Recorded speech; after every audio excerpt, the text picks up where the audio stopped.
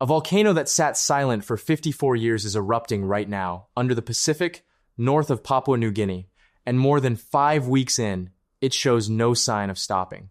It's throwing ash 28,000 feet into the sky from a vent buried under nearly a mile of water, something that should be almost impossible. But the eruption isn't the real danger. The danger is what a volcano like this can do to the ocean around it. By the end of this video, you'll understand exactly why scientists are now watching the Western Pacific for a tsunami. A volcano that had been silent for 54 years is erupting right now under the Pacific Ocean, and almost nobody was watching when it woke up. It sits in the central Bismarck Sea, north of Papua New Guinea, about 125 kilometers southeast of Manus Island. It started on the 8th of May, 2026. More than 5 weeks later, it still has not stopped. Here is what makes this strange before we even get to the danger. This volcano did not have a name. It had never been mapped at modern resolution. It was on no watch list that anyone checks in the morning. The only reason scientists even knew it existed is that, back in 1972, a network of underwater microphones picked up a strange sound and traced it to a ridge on the seafloor. That was the one and only time it had been recorded erupting. Then it went quiet for 54 years, and the world forgot about it. It now has a provisional name, Titan Ridge, and a catalog number, and very little else. Consider how unusual that is in 2026. We map the far side of the moon. We track asteroids the size of a car as they pass the Earth. And yet there is a volcano on our own planet, erupting hard enough to be the largest eruption anywhere on Earth so far this year, that we knew almost nothing about until a few weeks ago. We have no long record of how it behaves, no baseline for what is normal, and no instruments sitting nearby to tell us what it is doing right now. We are reading this eruption almost entirely from space. So when it came back on the 8th of May, there was no slow buildup that anyone caught, no years of warning signs, because there were no instruments out there to catch them. It went from silence to a full eruption in a matter of hours. And that should tell you something important right at the top. The calm of a sleeping volcano is not the same thing as safety. Sometimes it is just the absence of anyone watching. This eruption matters far beyond one remote patch of ocean, and the reason comes down to a single word that scientists in the region are now using carefully: tsunami. To understand why, you first have to understand what this volcano is doing that it should not be able to do at all. This eruption is happening under roughly 1,300 meters of seawater. That is close to a mile of ocean sitting on top of the vent. At that depth, the water pressure is about 130 atmospheres, which is nearly 1,900 pounds pressing on every square inch. Under that kind of pressure, an explosive eruption is supposed to be almost impossible. The weight of the water normally smothers it. The magma either oozes out slowly and freezes into glass, or it breaks apart into a quiet cloud that never even reaches the surface. That is not what is happening here. This eruption is punching a column of ash and steam straight up through the water and into the sky. In the first days, it reached about 9,000 feet. By the 15th of May, it had climbed to an estimated 28,000 feet. That is the altitude a passenger jet flies at. Into early June, satellites were still catching plumes around 5 kilometers high. For an eruption under a mile of water to do that, 3 things have to be happening at once. The magma has to be loaded with gas, like a shaken soda bottle. The contact between magma near 1,000 degrees Celsius and near freezing seawater has to be flash boiling into violent bursts of steam. And the eruption has to be producing enormous amounts of pumice, a volcanic rock so full of frozen bubbles that it floats. We are seeing all 3. Thick rafts of floating pumice have drifted across the Bismarck Sea, and by the 11th of June, they were choking the coastlines of the Admiralty Islands and blocking boats from getting out to sea in Manus Province.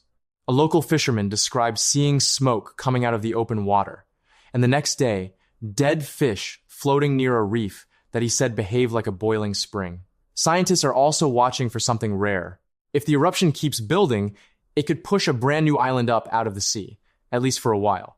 There's even a basic fact we cannot pin down, and it tells you how blind we are here. We do not agree on how far down the vent actually is. Some estimates put the source a few hundred meters down. Others put it closer to 1,300 meters. Both numbers are in the official record at the same time, for a volcano that is erupting right now and throwing ash into the sky. That uncertainty is going to matter when we talk about the real threat. But the plume is only half the story. The other half is happening in the earthquakes underneath it. The eruption announced itself with an earthquake. A magnitude 5.6 struck at 12:22 Universal Time on the 8th of May. On its own, that is not a remarkable quake. Earthquakes that size happen somewhere on Earth almost every day. What mattered was the kind of quake it was. This was not two plates grinding past each other. This was magma forcing its way up through solid rock and cracking it open. About 8 hours later, the first satellite images showed the plume breaking the surface. The quakes did not stop there. A magnitude 5.0 followed the same day, then a string of smaller events. And on the 22nd of May, the strongest event yet, a magnitude 5.7. And here's the part the public earthquake maps will not show you. The global network only reliably detects quakes down to about magnitude 4.5. Out here, in one of the most remote stretches of the Western Pacific, there is no local network of seismographs and no sensors sitting on the sea floor. So the handful of quakes you can look up online are just the loudest ones. The real activity underneath this volcano over the past 5 weeks is far greater than the public record shows. Think about what that means for the people trying to assess the danger. On a well-studied volcano on land, scientists watch a constant stream of tiny earthquakes, ground swelling, and gas output, and they can tell the difference between a system calming down and one loading up for something bigger. Here, they have almost none of that. There are no instruments on the seafloor near the vent, and there is no modern map of the volcano's shape. What we know about how it behaves, we have borrowed from other volcanoes in other oceans. So every judgment about what comes next is being made with a fraction of the information scientists would normally demand, on a system that has already shown it can go from silence to a major eruption in a matter of hours. The pattern of those quakes matters too. They are not stacked on a single point. They are spread across an area 12 to 15 kilometers wide, with some events as far as 30 kilometers from the main vent. That is not the signature of one simple volcano. That is the signature of a ridge, a system that could have more than one place capable of erupting. The vent throwing ash into the sky right now may just be the most active spot along that ridge. It is almost certainly not the only one. And that brings us to the reason any of this is a headline at all. The danger here is not the ash. The danger is collapse. A volcano is not a solid block of stone. It is a pile of lava, loose rock, and ash, built up over thousands of years, and often weakened inside, where hot water and gas have rotted the rock into something closer to clay. As an eruption keeps adding material, and the earthquakes keep shaking the structure, the slopes can grow steeper than the rock underneath can hold. At some point, a whole flank of the volcano can let go at once and slide into the sea. When a mass that size hits the water, it shoves the ocean aside, and the ocean answers with a wave. That is a landslide tsunami, and it is the specific threat scientists are watching for here. Every condition that raises that risk is present right now. The eruption is sustained. The earthquake swarm is still shaking the structure, and the ridge is large and poorly mapped, which means we do not have a clear picture of how stable it actually is. None of that guarantees a collapse. Most volcanoes erupt and then settle without ever shedding a flank. But the ingredients are on the table, in the one volcanic arc on Earth that has done this before, with deadly results. What makes a flank collapse so dangerous is how it fails. It does not crumble slowly, a little at a time. It lets go all at once, as a single coherent mass, and that is what makes the wave so large. The ocean barely reacts to rock trickling down a slope. It reacts violently to an entire mountainside arriving at once. And once the structure is primed, the trigger can be almost anything. A larger earthquake in the swarm, a fresh surge of magma, even the steady, grinding stress of an eruption that will not stop. That is why scientists are not only tracking the height of the plume, they are watching the shape of the volcano itself for any sign that the structure is starting to give way. There is one piece of physics that works in our favor, and it is worth being honest about. Because this volcano is fully underwater, the weight of the ocean would soften any wave a collapse produced. As a rough rule, doubling the water depth at the source cuts the peak wave height roughly in half.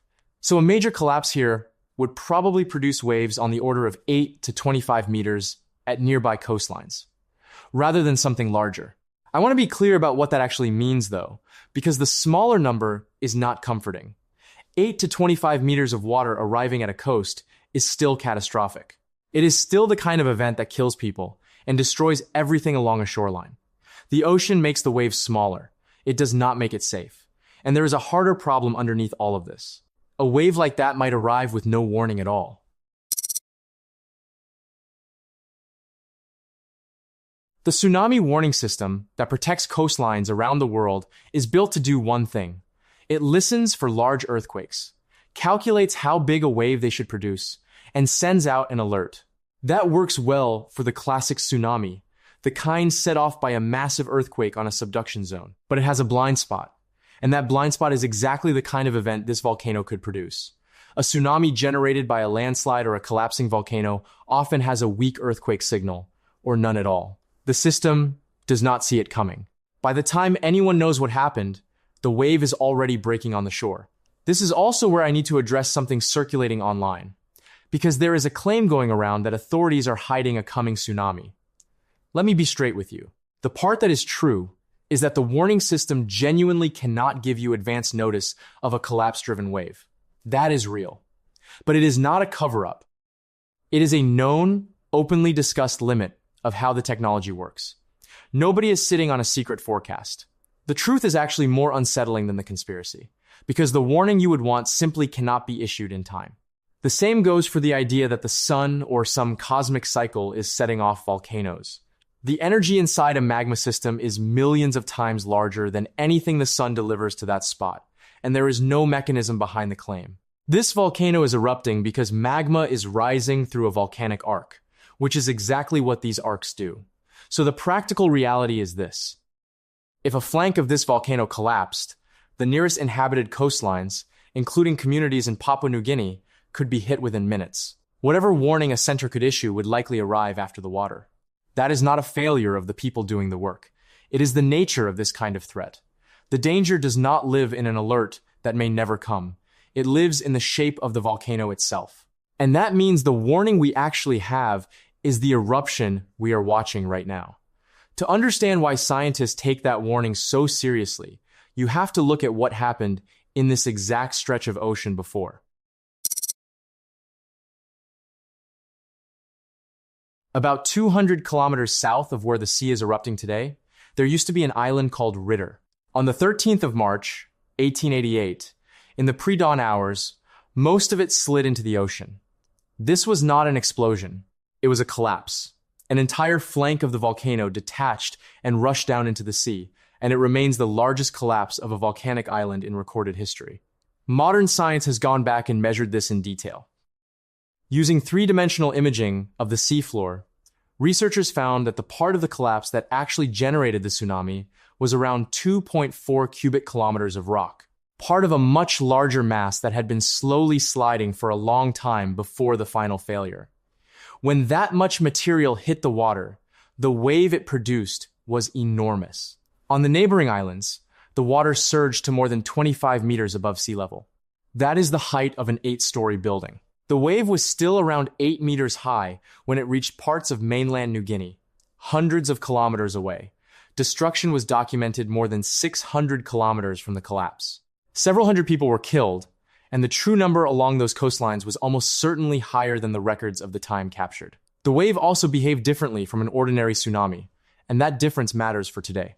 A landslide dumps a huge amount of energy into one patch of ocean very quickly, which can throw up a wave far taller than an earthquake would, but more tightly focused on the nearest coasts. For the islands closest to Ritter, that meant the worst of both worlds. The wave was higher, and the distance was shorter, so there was almost no time between the collapse and the moment the water arrived. Here is why that is not just history. Ritter was not a freak accident. When scientists survey the floor of the Bismarck Sea, they find the scars of multiple collapses like it. In this volcanic arc, a volcano shedding its flank into the sea is not a rare event. It is a recurring part of how these volcanoes live and die. The volcano erupting today sits in that same arc, under the same forces that built and then toppled Ritter. The 1888 disaster is the proof of what this region is capable of. And a more recent disaster, just a few hundred kilometers away, is the proof of how little warning a wave like that gives. On the 17th of July, 1998, on the northern coast of Papua New Guinea, near a town called Aitape, the ocean pulled back from the shore. Within minutes, it came back as a wall of water. 3 waves struck the coast, the largest more than 10 meters tall, and they destroyed the villages of Sisano, Warapu, Arup, and Malol. More than 1,600 people were killed in a matter of minutes. Some estimates put the death toll as high as 2,200. Around 10,000 people lost their homes. The detail that matters is what caused it. The trigger was an earthquake offshore, a magnitude 7. That is a significant quake, but it was not the kind that normally produces a giant tsunami. Run that magnitude through the standard model, and it predicts a wave of maybe 1 to 2 meters. What arrived was more than 10. The reason is that the earthquake itself did not generate the wave. It triggered an underwater landslide, and the landslide generated the wave. The earthquake was just the trigger. The collapse was the weapon. And because the warning system was watching the earthquake, not the hidden landslide, the alert that went out was too small and too late. By the time anyone understood what had happened, it was over. That is the lesson that hangs over the Bismarck Sea today. Aitape proved that a collapse-driven wave can be far larger than the earthquake suggests, and that it can arrive before any warning. The volcano erupting now could produce exactly that class of wave. So when scientists say the eruption itself is the warning, this is what they mean. The wave will not announce itself in advance. The eruption already has. The only question left is what this volcano does next. The honest answer is that the most likely outcome is calm. Most submarine eruptions like this one run at their current scale until the magma supply runs out, and then they fade. That is the probable ending here. The tsunami risk is real and clearly above normal for the region, but the chance of a collapse on any given day is low. There is a worst case, and it is worth naming so you understand the full range. In January of 2022, a similar underwater volcano in the South Pacific, Hunga Tonga, produced the largest eruption of the 21st century, sending a plume 58 kilometers high and a tsunami across the entire Pacific. The day before that climax, it looked a lot like what we are seeing now. The odds that this volcano does the same thing are low, in the low single digits. But low is not zero. And that gap is the whole reason this is worth watching. So here's what to actually watch for over the coming days and weeks. The first signal is the earthquakes. If the strongest quakes stay around that magnitude 5.6 level, the system is probably winding down. If new quakes start hitting magnitude 5.5 or higher, that means fresh magma is still arriving. The second signal is the plume. As long as it holds its height, the eruption is holding its intensity. The third signal is the most important. If new vents open along the ridge, separated from the current one, that would mean the system is activating in more than one place, and the risk window would stretch well beyond this single eruption. None of those signals require special equipment to follow. The satellites watching the plume update constantly, and the larger earthquakes show up in the public catalog within minutes. In a place with almost no instruments of its own, the eruption is broadcasting its own status to anyone paying attention. That is exactly why this is a story to stay with, rather than check once and forget. One last point, because accuracy matters. If you saw a tsunami advisory for Papua New Guinea around the 8th of June, that was not this volcano. That came from a separate, powerful earthquake near the Philippines, far to the north. The Western Pacific has simply been a restless place lately. For the people living along these coastlines, the right response is not fear. It is awareness, attention to guidance from Papua New Guinea's disaster authorities and the Pacific Tsunami Warning Center, and knowing the route to higher ground. This volcano was silent for 54 years. For the first time in over half a century, it has the world's attention, and the next several weeks will tell us whether it fades back into the dark or becomes a story we remember. We will be tracking it the